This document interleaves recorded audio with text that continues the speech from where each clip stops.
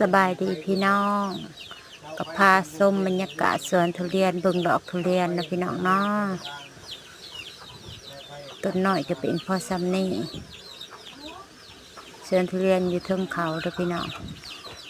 พาอย่างเลาะอย่างส้มเบิ่งบรรยากาศดอกทุเรียนกำลังหล่นดอกบานกำลังเป็นหางแง่หาเลาะเขย่าดอกบานมันลงพี่น้องต้นก็บ่ใหญ่ปานใดอยู่เทิงเขาพามาชมวิวอยู่เขาพี่น้องชมบรรยากาศชมวิวสวนทุเรียนอยู่ระหว่างเขา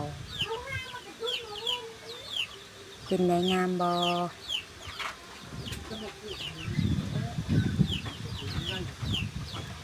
วิวสวยๆลมเย็นๆอยู่ทางเขาเนาะ